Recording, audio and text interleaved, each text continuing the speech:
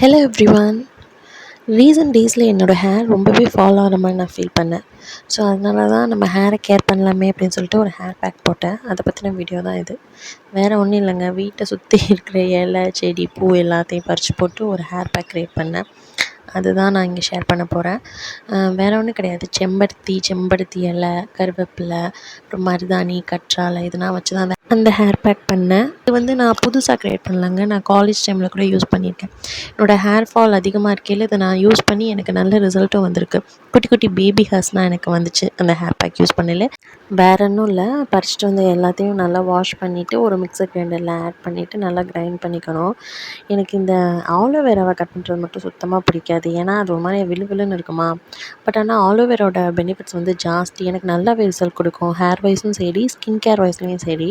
அதை கட் பண்ணிவிட்டு அதை ஆட் பண்ணிட்டு நான் அதோட பின்னாடி உள்ள தோலை கீழே போட மாட்டேன். அதை ஃபேஸில் ரப் பண்ணி அதை கொஞ்சம் நேரம் ட்ரை பண்ண விட்டு அப்புறம் வாஷ் பண்ணிடுவேன். ஸ்கின் கேராகவும் மாற்றிடுவேன்.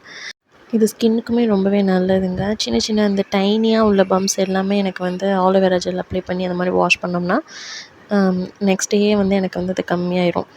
அப்புறம் முக்கியமான ஒரு இன்க்ரீடியன்ட்ங்க ஹேர் கேரில் அந்த ரைஸ் வடித்த தண்ணி இருக்குல்ல, அதுவும் ஆட் பண்ணிக்கிடுவேன். அது சூப்பரான இன்க்ரீடியன்ட்ங்க. நிஜமாலுமே அதை யூஸ் பண்ணி இந்த ஹேர் பேக் போட்டு நான் வீக்லி ஒன்ஸ் தான் போடுவேன். ஆனால் அந்த வீக் ஃபுல்லாகவே எனக்கு நல்ல ஒரு என்ன சொல்கிறது, லேசாக அப்படியே என்ன மயிலிறகே அப்படிங்கிற மாதிரி சாஃப்டாக இருக்குங்க என்னோடய ஹேரு. நீங்கள் நிஜமாக யூஸ் பண்ணி பாருங்கள். அவ்வளோதான், இப்படி தான் இருக்கும் அந்த ஹேர் பேக்.